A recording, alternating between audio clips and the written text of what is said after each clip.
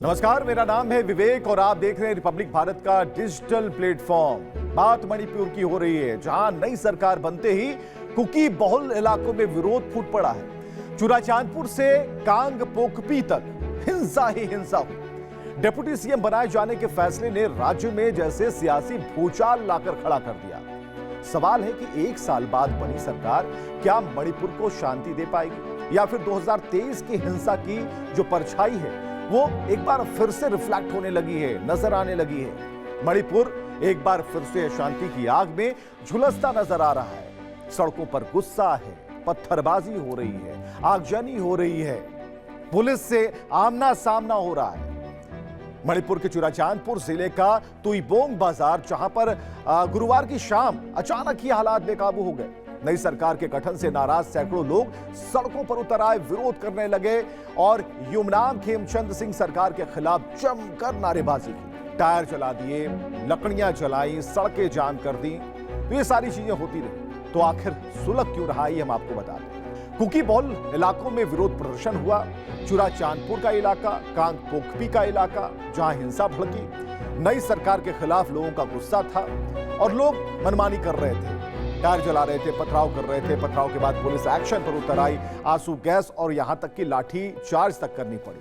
हालात ज्यादा बिगड़ गए, सुरक्षा बलों को मोर्चा संभालना पड़ा, ये उनकी मजबूरी हो गई। और देखते ही देखते जो प्रदर्शन था काफी उग्र हो गया। भीड़ ने सुरक्षा बलों पर ही पथराव शुरू कर दिया। इसके जवाब में पुलिस ने पहले आंसू गैस के गोले दागे, लाठी चार्ज की। उन्होंने लोगों को समझाने की कोशिश जरूर की थी, लेकिन विवाद कहां है? विवाद की जड़ पहचानिए, बस विवाद की जड़ है नई सरकार। बीजेपी नेता युमनाम खेमचंद सिंह ने हाल ही में राज्य के 13वें मुख्यमंत्री के तौर पर शपथ ली। करीब एक साल पहले पूर्व मुख्यमंत्री एन बीरेन सिंह के इस्तीफे के बाद अब जाकर नई सरकार बनी और इस सरकार में कुकी समुदाय से आने वाली बीजेपी विधायक नेमचा किपगेन को उप मुख्यमंत्री बनाया गया।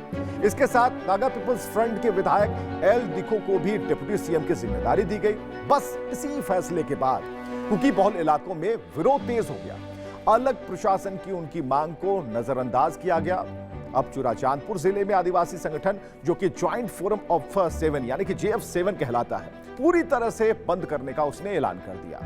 अब गुरुवार की रात को हिंसा के बाद शुक्रवार की सुबह जो हालात थे वो सही नहीं थे, तनावपूर्ण थे। और जो तस्वीरें सामने आई उसमें कुछ लोगों ने एक गाड़ी को पलट दिया। प्रशासन का कहना है कि फिलहाल किसी बड़े नुकसान की कोई पुष्टि नहीं हुई है, लेकिन हालात बेहद संवेदनशील बने हुए हैं।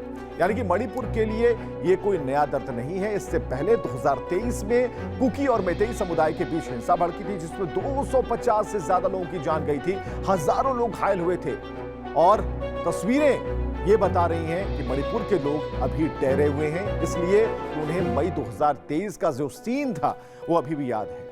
और यही डर जो है मणिपुर के लोगों को खाया जा रहा है। सवाल क्या है? सवाल है कि मणिपुर में शांति सिर्फ एक राजनीतिक फैसले की मोहताज है। सवाल है क्या सरकार घावों पर मरहम लगाने के बजाय उन्हें फिर से कुरेद रही है? देखना यह होगा कि विरोध की एक जो नई आग यहां दिखती है वो कब बुझती है।